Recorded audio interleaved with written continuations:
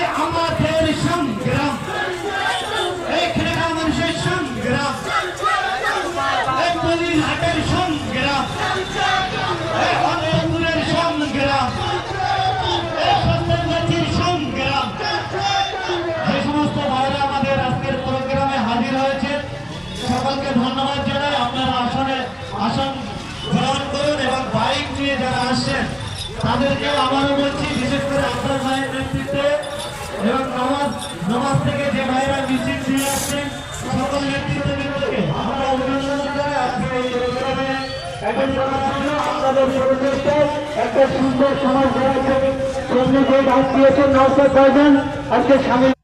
ওই সদুরাইটে ওখানে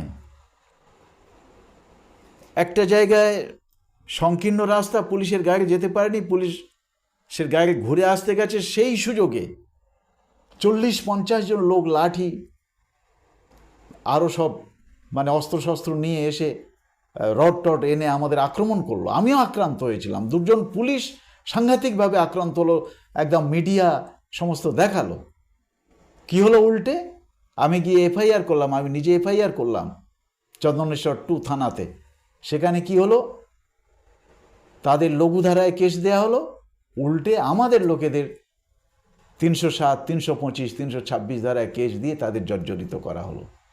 এই তো চলেছে অবিচার সাংঘাতিকভাবে। এই পুলিশ প্রশাসন, আমি সমস্ত থানায় দেখেছি পুলিশের আইসিরা এবং পুলিশ আর ওই প্রশাসনের আধিকারিকরা, এরা সবাই একজোট হয়ে ভোট লুটের সহযোগিতা করেছে, ভোট লুটের ব্যবস্থা করেছে। সামনে কি চিন্তা ভাবনা আছে? সামনে চিন্তা ভাবনা আছে যে মানুষকে একজোট হয়ে এই ভোট লুট রোধ করতে হবে।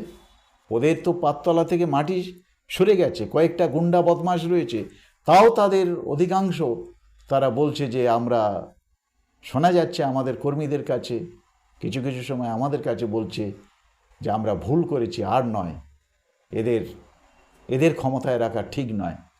তারা কিছু কিছু বোধোদয় হচ্ছে, যারা লুটতরাজ করে খাচ্ছে সে একটা সামান্য পার্সেন্টেজ মানুষ, তাদের পার্সেন্টেজ 2%ও নয়।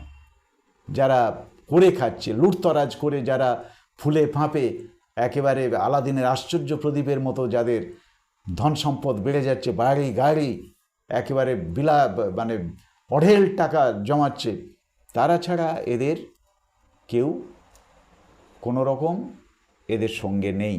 এবং মুখ্যমন্ত্রী তাদের অবাধ লুটতরাজের ব্যবস্থা করে দিয়ে রেখে তাদের দিয়ে ভোট লুট করে ক্ষমতায় টিকে থাকছে, তাতে ইনি ক্ষমতায় থাকছেন আর ওরাও এলাকায় দাপিয়ে এগুলো করতে পারছে, তোলাবাজি থেকে সিন্ডিকেটবাজি থেকে চুরি, ওই দালালতি, মাটি মাফিয়া গিরি, সমস্ত রকমের দুর্নীতি তারা করে যাচ্ছে সন্ত্রাস তৈরি করে রেখে।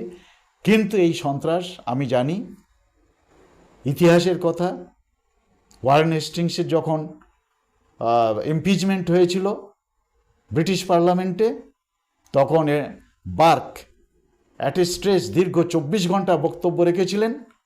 সেই বক্তব্যের মূল কথা ছিল despotism never be excused in the world. স্বৈরতন্ত্রকে বিশ্ব বরদাস্ত করে না। যদি স্বৈরতন্ত্র চিরস্থায়ী হতো তাহলে বিশ্বের তাবড় স্বৈরতন্ত্রের শক্তি চিরস্থায়ী হয়ে থাকতো। এই স্বৈরতন্ত্র থাকবে না এবং তার পদধ্বনি শুরু হয়েছে, এই আরজিকর থেকেই তার পদধ্বনি শুরু হয়েছে এবং এই স্বৈরতন্ত্র পরাজয় হবে। আগামী দিনে আমরা মানুষকে সঙ্গে নিয়ে জনশক্তির মাধ্যমে আমরা এদেরকে পরাস্ত করে আমরা একটা সুষ্ঠু শাসন ব্যবস্থা এবং সুষ্ঠু সমাজ ব্যবস্থা গড়ে তুলবই তুলব। সঙ্গে রয়েছেন আইএসএফের জয়নগর লোকসভা কেন্দ্রের প্রার্থী, যিনি এবারে আইএসএফের হয়ে প্রথম প্রতিদ্বন্দ্বিতা করেছেন, মেঘনাথ হালদার মাস্টারমশাই মহাশয়।